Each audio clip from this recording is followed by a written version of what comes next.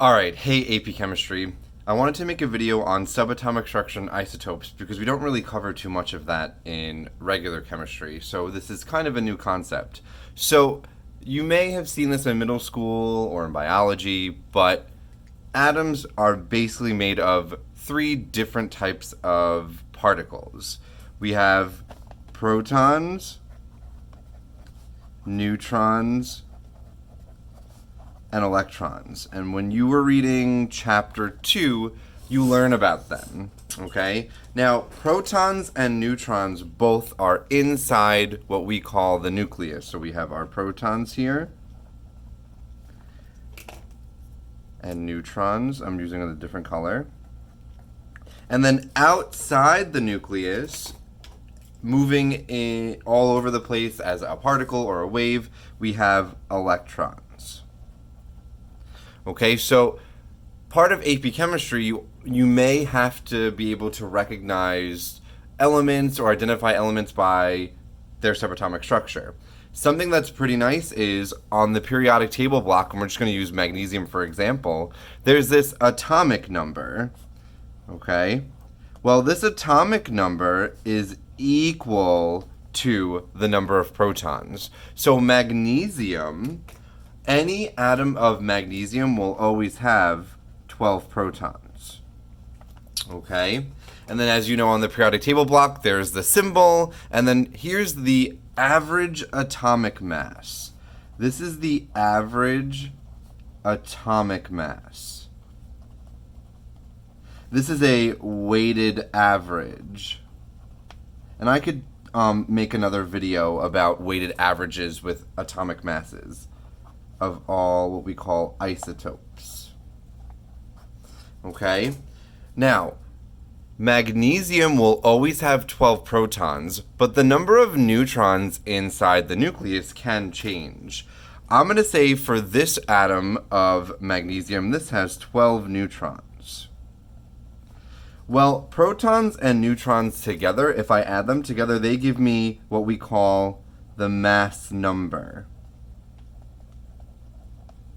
Alright, so protons plus neutrons gives me a mass. So this atom of magnesium will have 12 plus 12, a mass of 24. And then in order for it to be a neutral atom, the number of electrons will be equal, typically, for neutral atoms, the number of protons equals the number of electrons. And then ions, as you may remember or we'll talk about, gain or lose electrons. So we're going to say that this also has 12 electrons. Now these numbers will not always be the same. It just happens to be like that for magnesium. And I mentioned the word isotope. So I'm going to kind of bring us down now to magnesium 24 and magnesium 25. This we're going to call magnesium 24.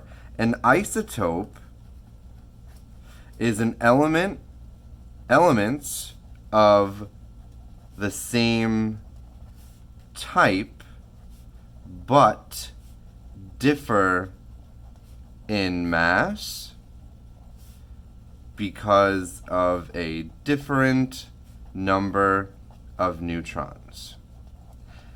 And I sent an example of what a chapter outline would look like, and I believe this is section 2.6, but the definition of an isotope shows up there. So I have magnesium 24 and magnesium 25. These two are both magnesium, but they're going to be considered isotopes of each other. Isotopes of magnesium.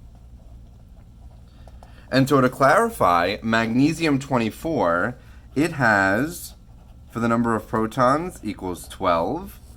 For the number of neutrons, I mentioned above that protons plus neutrons is my mass. And I'm telling you, this number here, 24, that's our mass.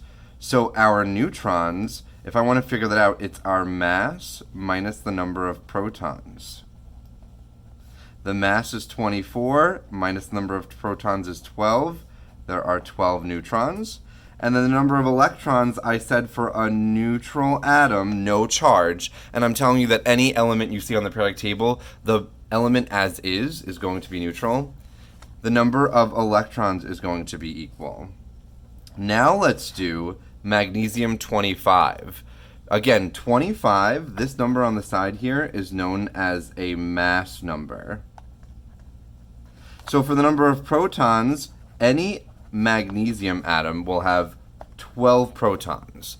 But for neutrons, remember I said, protons and neutrons will give you this mass. Protons and neutrons give you this mass. So you could do the math in your head and you see 12 plus what number gives me 25? My number of neutrons is 13. Or if I do 25 minus 12, I get 13. And still, electrons for a neutral atom is going to be 12. You will have to know how to do this in the beginning of the year. If I look on a periodic table block, I should know that this atomic number that all elements have are equal to the number of protons. If I give you a mass number, not average atomic mass, this isn't going to be helpful. If I give you a mass number, I can figure out how many number of neutrons, and then electrons are equal to the number of protons.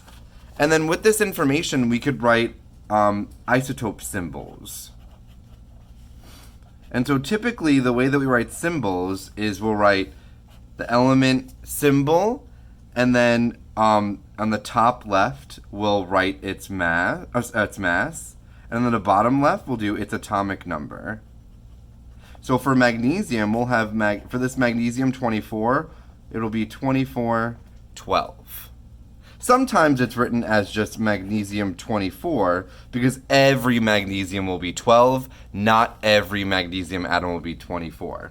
And then same thing over here for magnesium 25, we'll write Mg 2512 because I told you its mass is 25 and the atomic number is 12, or we could just write it as magnesium 25. Okay, so this is just a quick kind of video on subatomic structure and isotopes. It's a new concept if you've taken chemistry with any teacher before, or if you've maybe taken it with another teacher and you've done it quickly. Make sure you know that the atomic number, again, is the number of protons. The number of neutrons are also found in the nucleus, and if I want to figure out the neutrons, I will take the mass and subtract it from the number of protons. All right, so I'll write that here. For neutrons, it's mass minus the number of protons.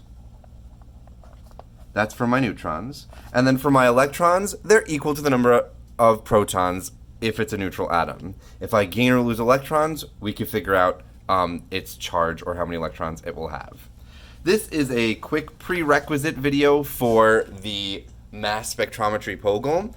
In that POGIL, we will talk about isotopes a lot. So just remember, again, with the subatomic structure, an isotope are elements of the same type, like they're both magnesium, but they have different masses, because they have a different number of neutrons. And if you look at this information here, everything is the same except for the number of neutrons.